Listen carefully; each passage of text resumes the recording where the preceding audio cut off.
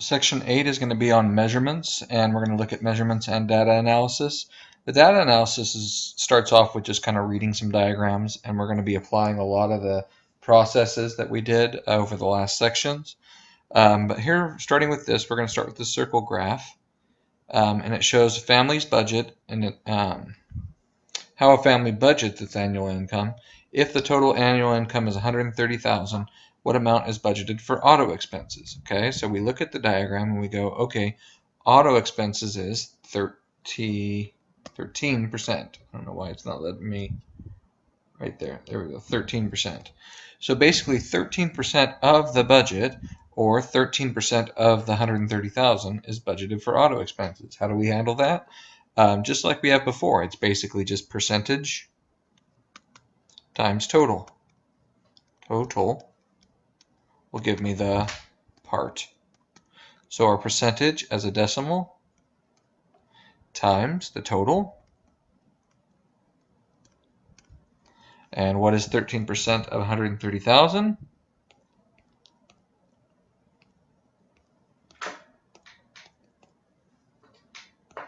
$16,900. So that would be the amount budgeted for auto expenses. So really nothing terribly new, just reading the information from a diagram.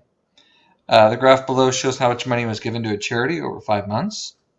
What was the greatest donation? So now what we're doing is we're not actually going to be using percentages. We're just looking at the donation. The donation is on our y-axis. And so we're looking for the greatest y value, right? Here the y value starts at about 24. It goes down, up, up, down. Where is it the highest y value? That would be this point right here. If it said when was the greatest, that would be June. The x-axis are our months. Okay. What was the greatest means what was the donation at that point. If I bring it over, the y value is the donation. Between 25 and 27 would be 2,600. And that would be dollars. All right. Between which months did the donations show the greatest increase? So here I'm tracing this and I'm going, okay, that was decreasing, increasing, increasing, decreasing. So there was only 2 months where it increased, from April to May and May to June. What we have to figure out is where was the greatest increase, where was the greatest amount that it went up. Well, from April to May, it went up by about, 100. From May to June, it went up from 22 all the way up to 26. So May to June showed the greatest increase in donations. And between which months did the donations show the greatest decrease? Okay, well, we have a decrease from March to April, it's going down. And we have a decrease from June to July going down. Which of those was the greatest decrease? The largest amount going down was from March to April. Okay. Certain store sells t-shirts in 4 colors. The number of t-shirts sold in each color last month is shown in the bar graph below. Use this bar graph to answer the questions. Which color had the fewest t-shirts sold? Well, the amount sold is on the y-axis, so I'm basically looking for the lowest of the bar graphs. The lowest bar in the situation was the black shirts. So the fewest shirts sold were the black shirts that month. How many more tan shirts were sold than white t-shirts? So tan was looks like our most popular, and it had, looks like 10. The white had, if I bring that over, 8. So how much more is that? We just subtract 10 minus 8. So there were 2 more tan shirts. For how many colors were there fewer than 8? Well, tan was 10, white was 8, black we saw was at 2, and gray shirts were at 8. So how many of them were below 8? Well, that was just the 1. For how many colors were fewer than 8? This 1 color was fewer than 8. So that would be 1 color was fewer or less than. Why aren't we including 8 there? 8 is not less than 8. We wanted numbers that were less than 8. Okay? Alonzo asked his classmates to choose their favorite fruit. He ended up with this tally below. How many students chose peaches? So I go to peaches, and I count the tallies. We have 1, 2, 3, 4. Crossing it makes 5. I can now count by 5s. 5, 10, 11, 12, 13. There were 14 peaches. And so basically a tally is a way of counting. We can count all of these. There were 3 bananas, 6 grapes, 2 oranges. So the answer for this is 14. Now we're going to look at a little more statistics. We need to know 3 words. Mean, also known as the average of the numbers.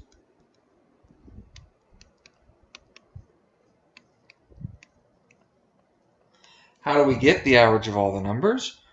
We add all the numbers and divide by how many numbers there are.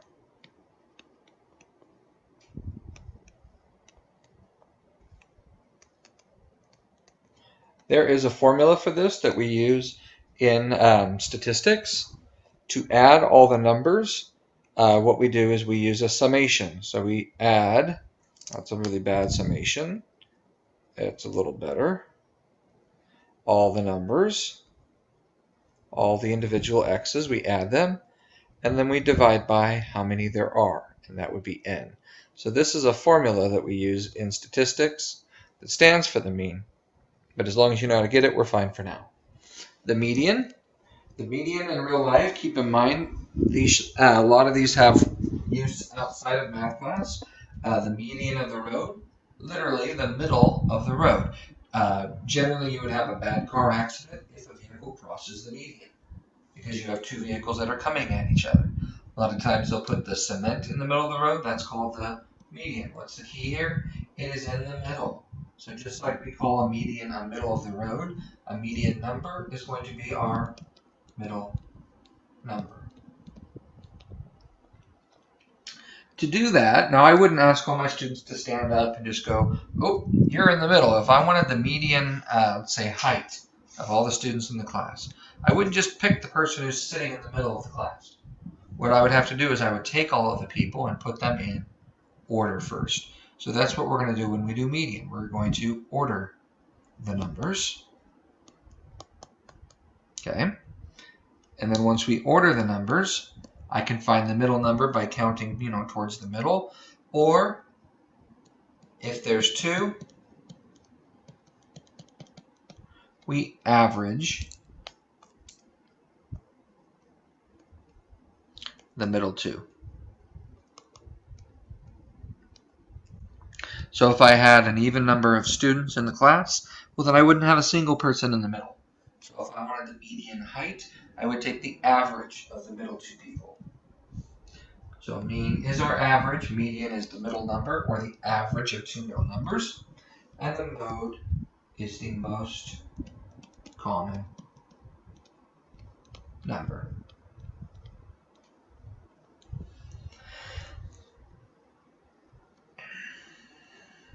A group of students, 7 students were asked, how many hours did you watch television? Here are the numbers. Find the mean. Well, the mean is where we take these numbers and we are going to add them. So 9 plus 18 plus 13 plus 10 plus 15 plus 7 plus 17. And divide by, how many numbers are there? 1, 2, 3, 4, 5, 6, 7 numbers. So we divide that by 7. 9, 18, 13, 10. 13, 10. Let's see. 9 plus 18 plus 13 plus 10. About 15, 7, 17. Plus 15 plus 7 plus 17. Make sure those are right. 15, 7, 17. Good. All divided by 1, 2, 3, 4, 5, 6, 7 numbers. Now we have a decimal, so that means our average is going to be 12.7143.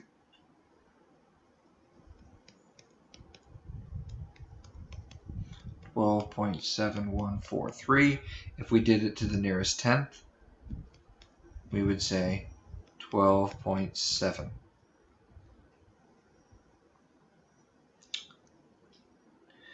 Here's a list. 555474448. Let's find the mean. Once again, the mean, here's our symbol for that. Adding up all the numbers. I see 5, 5, 5, 4, 7, 4, 4, 8. All over 1, 2, 3, 4, 5, 6, 7. There are 8 numbers this time. We can probably add that up. 5, 10, 15, 19, 26, 30, 34. How about 42? Divided by 8. 5.25. I'll double check.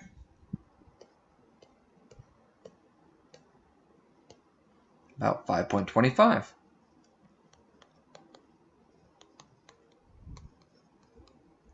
Or if we did to the nearest tenth, 5.3. Find the median. Well, to do this, now I need to list the numbers, but specifically they have to be listed in order. So I start with the lowest number. There are 3 4s. Then there are 3 5s. And then there is a 7 and an 8. If I work my way towards the middle, there are 2 numbers in the middle. They're both 5, so what's in the middle of 5 and 5? Well, the median's going to be 5. If you're not sure, we would take the 2 and we would add them and divide by 2. The average of 5 and 5 is 10 divided by 2 is just 5. But that's what we would do with 2 in the middle. What is the most common number? Well, I have 3 5s and I have 3 4s. So there would be no mode. Why? There is no most common number. If there had been another 4 or another 5, then either of those would have been the mode. You know what? Actually, this isn't right. There is a most common. What we would do is we would call both 4 and 5 because they are more common than the other ones. I just was thinking about this, and in statistics, we will call this bimodal because it has 2 modes. A group of 7 students were asked, how many hours did you watch television last week? Here are their responses. Find the mean. Mean is where we take those numbers and we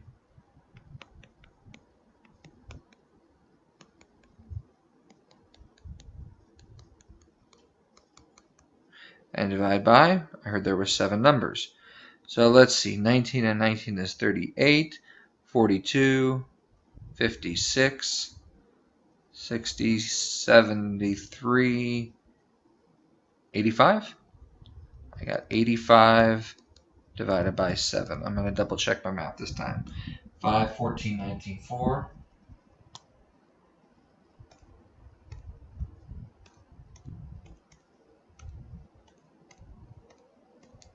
And the last 3 numbers, 14, 17, 12.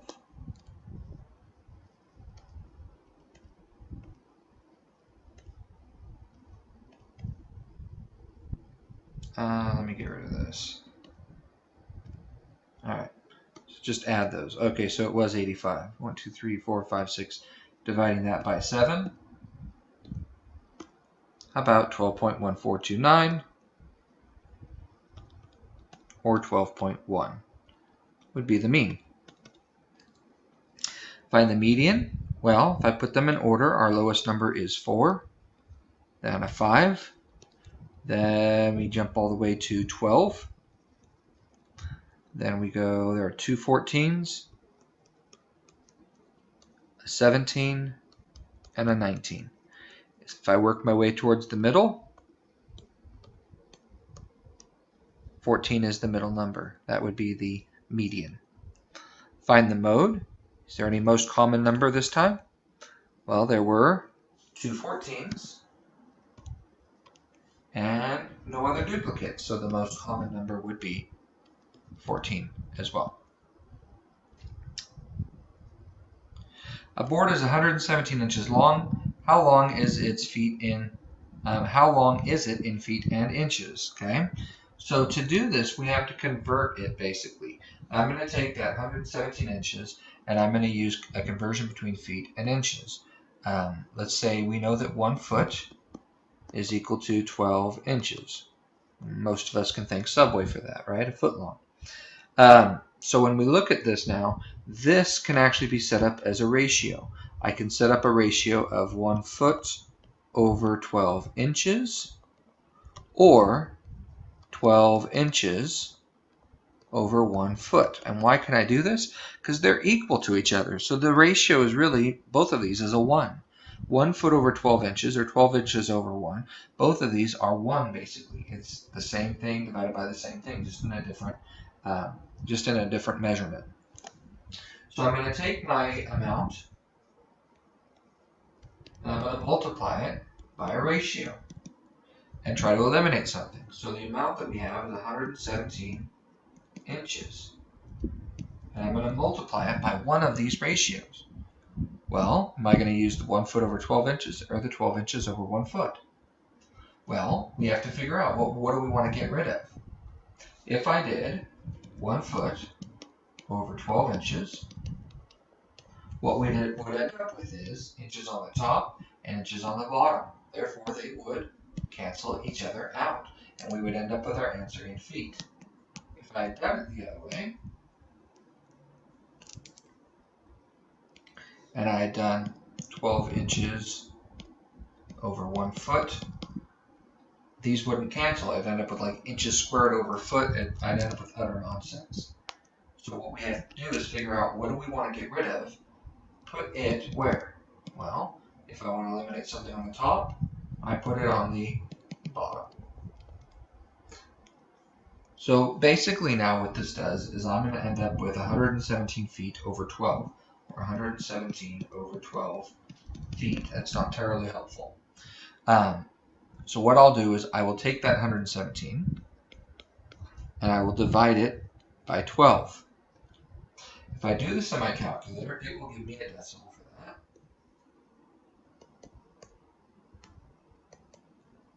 And what I really want to know is how many times does it go in evenly. I don't want my answer to be a fraction. It goes in 9 times. So I put a 9 here. 9 times 12 is 90 plus 18, how about 108? Subtracting that would leave me with 9. Now I could take that 9 and make it a fraction, 9 over 12, and that's one option. But they wanted both feet and inches. So basically what we've done is we've figured out if every 12 inches is a foot, then 117 inches had 9 groups of 12, or 9 feet. Like I said, I could do 9 over 12th of a foot and reduce that. But what they want is they want this to remainder to be left as inches. There were 9 inches left over. So 9 feet, 9 inches. 2 boxes are stacked, one on top of the other. One box is 3 feet, 9 inches tall. So one box is 3 feet, 9 inches. The other is 3 feet, 8 inches. How tall is the entire stack? Well, we're going to take these and add them. So I have 3 feet plus 3 feet, 6 feet, 8 inches, plus 9 inches, 17 inches. Our answer is not 6 feet, 17 inches. What we have to do is regroup. This we leave alone. We want our answer to be feet and inches, so that's already feet. We need to convert this again. So I'm going to take that 17 inches, times it by, really we're dividing what? The 17 by the, how many times does 12 go into 17? With what left over?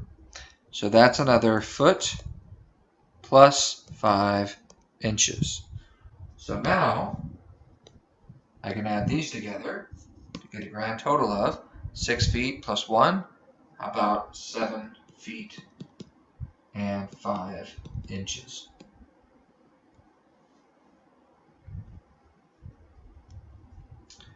This converting is basically just plugging in a formula and knowing really which one to use, but plugging in a formula and then solving it. So what they've done is they've given me 75 degrees Celsius, and they'd like us to turn that into Fahrenheit. Here are two formulas we can use. That 75, I can plug in for a C, since it's Celsius, either here or here. But since they want us to solve for Fahrenheit, we're going to use the equation already solved for Fahrenheit. If they had given me Fahrenheit and wanted Celsius, we would use the top formula. So that's the first thing you have to do, is figure out which formula are we using. Well, we're going to take this formula and say Fahrenheit is equal to 9/5 times C. What's the Celsius temperature they gave us? Plus 32. 9/5 times 75.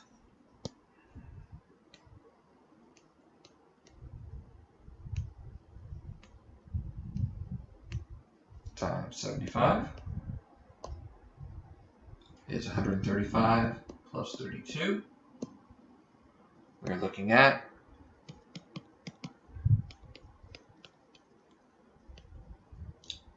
that is hot.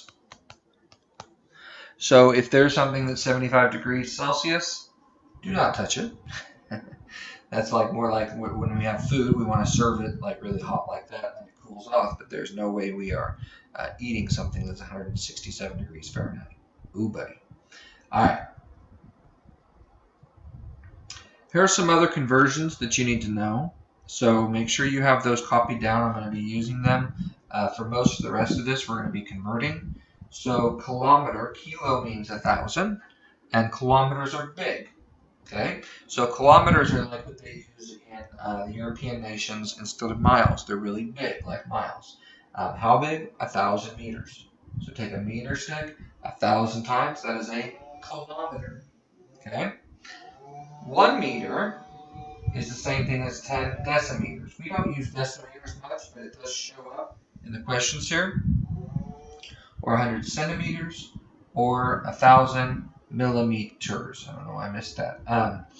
This is not an accident. DEC means 10. Okay? Just like we have decades or 10 years. So DEC means 10. Cent means 100.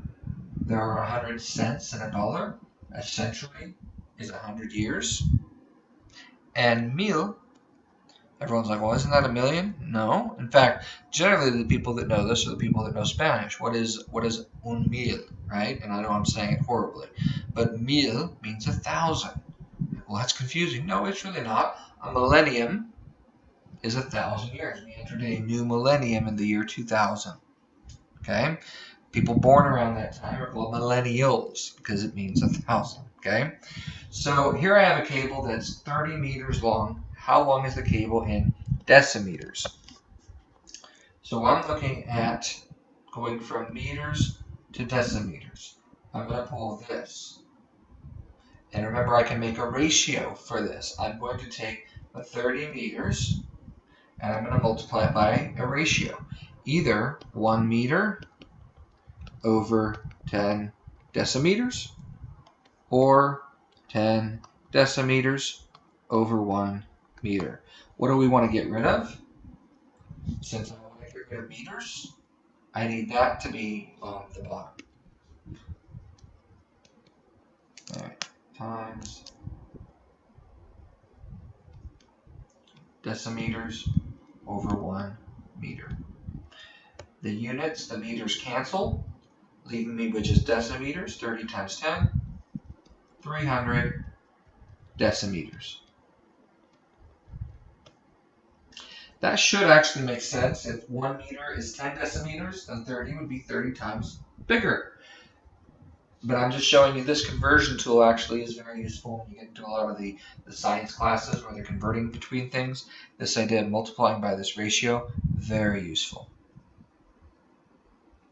Bob is in the swim team. Each week he swims a total of 3,000 meters. How many kilometers does he swim each week? Well, I'm going to take his 3,000 meters and I'm going to multiply it by a ratio. What do I want to get rid of? Meters. They go on the bottom. What do I want to turn it into? Kilometers.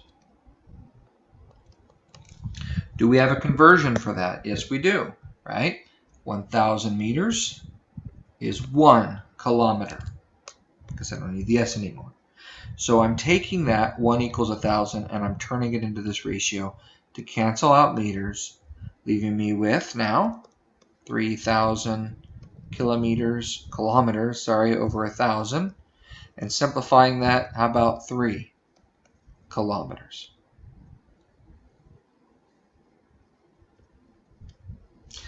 Maria sold 400 liters of soda at a baseball game. How much is this in milliliters?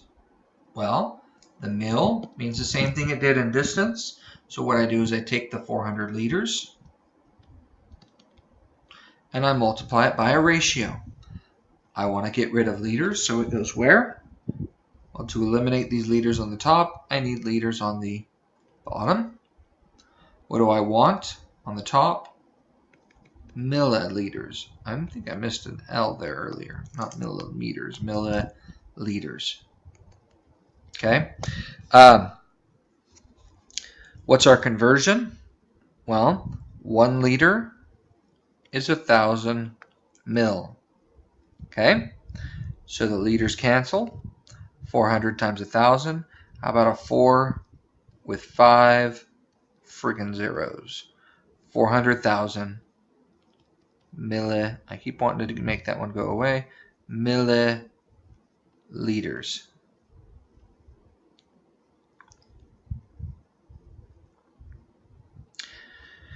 Now we got to deal with some America stuff, right? So some of these weird conversions that we use.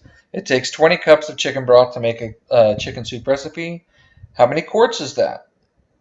We have some equals, right? Start with the 20 cups that we have. 20 cups. Multiply it by. Now, if we can, what I want to do is I want to go directly to quarts. So I'll put quarts on the top and cups on the bottom to eliminate that. Do we know that? Can I go straight from cups to quarts? Well, a quart is 2 pints and a pint is 2 cups. See, that's not what I'm looking for, is it? So what I have to do on this is I have to use 2 fractions. I can turn cups into what? Ounces is the wrong way. That's getting smaller. I want to get bigger towards quarts. So I can say 2 cups is 1 pint. What does that do for me? Well, the cups eliminate. Now that's not my answer because that's now pints. I didn't want pints. I wanted my answer in quarts. So what do? I multiply it by another one because I didn't want pints. So multiply and get rid of the pints on the bottom and turn that into quarts on the top. What's the conversion? 1 pint, 2 cups, not helpful. 1 quart, 2 pints. 1 quart, 2 pints.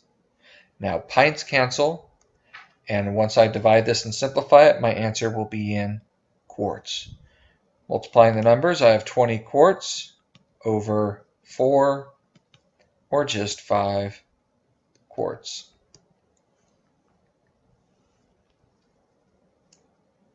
Sarah cuts 4 yards of ribbon from a spool. What is this in inches? Well, got to use these conversions. Right now I have what? 4 yards. I want to get rid of yards, so that means it goes where? I want to turn it into inches. Do I have a yards to inches on here? So I cannot go straight to my answer. What can I go? I can go from yards to feet. There are 3 feet in 1 yard. Now yards are gone. Great. My answer is in feet. That's not what I wanted. We wanted inches. So I multiply it by another ratio. What do I want to get rid of this time? Put feet on the bottom, inches on the top. I can do that. 1 foot is 12 inches. Now feet are gone, leaving me with 12 times 12, 144 inches.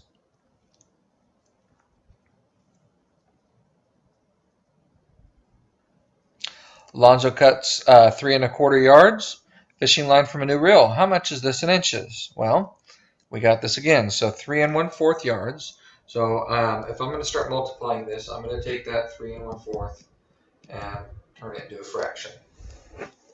So what's 12 plus 1?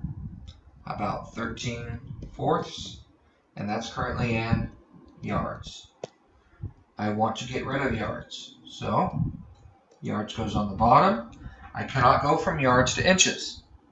I can go from yards to feet. What we do is we fill in what they equal. 3 feet, 1 yard. Yards now cancel. I wanted the answer in inches, so get rid of feet, goes on the bottom. I want inches, goes on the top. What's the conversion? 12 inches, 1 foot. Goodbye feet. So what are we left with on the top? 13 times 3 times 12, 39 times 12, 390 plus 78.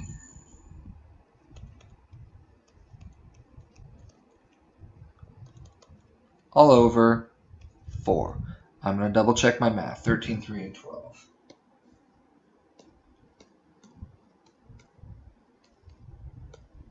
Okay, and that's being divided by 4. And so we have what? 117 inches of fishing line. Flower bed has the shape of a rectangular, 9 yards long, 3 yards wide. What is its area in square feet? Now be careful. There are 2 ways to do this. I can do 9 yards by 3 yards.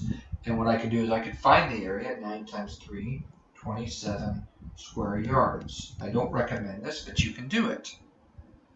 What you would have to do at that point is take the 27 square yards, and I'd have to cancel out those yards twice.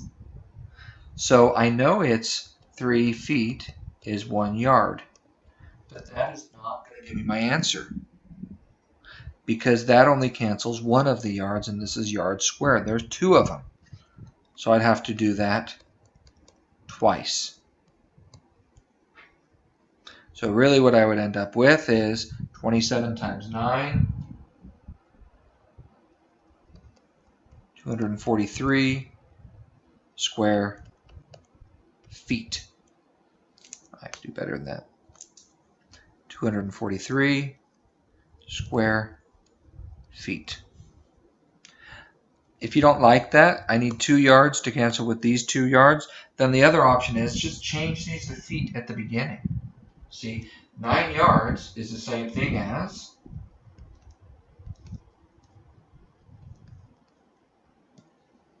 9 yards is the same thing as 27 feet. 3 yards is the same thing as 9 feet. And then I could find the area now that they're in feet by doing 27 times 9, 343, 243 square feet. So your choice. I actually like the bottom one a little better, and since they're giving the option, that's what I would do, but either one is correct. Tree is 6.5 meters tall. What is its height in feet? Using this following conversion. Okay, so I take the 6.5 meters, and I want to go from euro into American measurement. Meters are what we want to get rid of, so it goes on the bottom. On the top, 3.3 feet. That's crazy, feet and inches and all that, right? So now we do 6.5 times 3.3.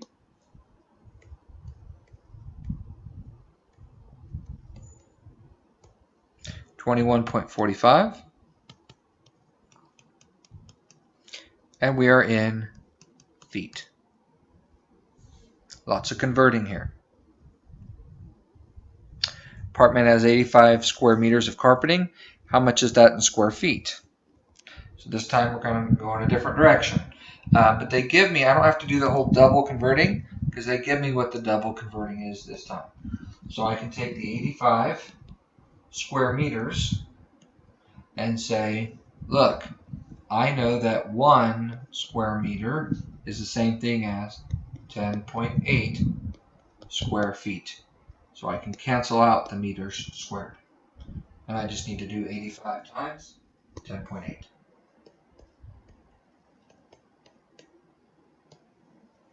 About 918 square feet. I know that doesn't have an S at the end of it. All right. The table below summarizes the number of children per household for a sample of 31 families. This is called the weighted mean. And we do this when I have a table where I don't have individual scores. So here's the idea. I have a 4, a 2, and a 3. I'm not going to just add those and divide by 3. Well, why? Because there were 3 households with a 4. So really, I need to add that 4 3 times. Plus, there was a 2, but that 2 showed up what?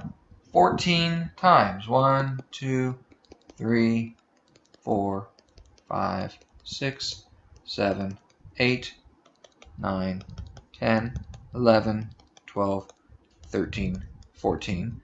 Plus, there was a 3, but there wasn't just one 3. There was what? 14 freaking 3s. 4, 5, 6, 7, 8, 9, 10, 11, 12, 13, 14. And then I could divide it by how many numbers are there total. Looks like there are 31. That is not how I would recommend doing it, but you could do it that way because there are 3 4s, there are 14 2s, there are 14 3s. What's easier is to just go, look, there were 3 4s. Why don't we just do 3 times 4? Plus, there were 14 2s. Why don't we just do 14 times 2? Plus, there were 14 3s. How about 14 times 3? And then divide that by the total of all the households, which is 14 plus 14 plus 3.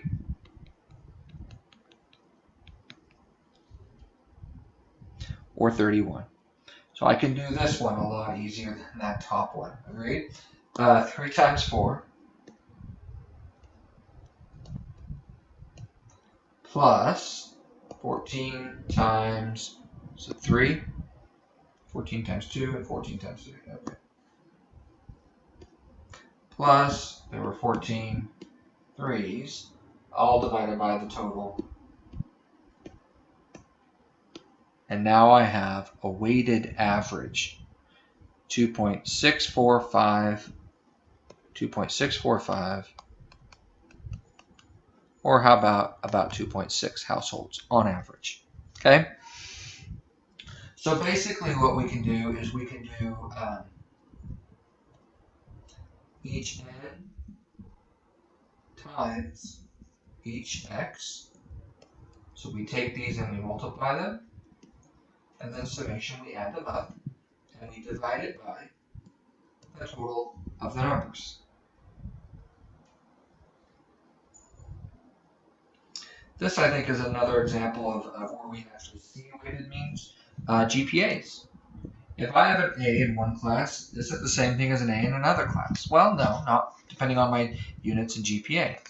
If you're taking a higher unit class, it will weigh on your GPA more.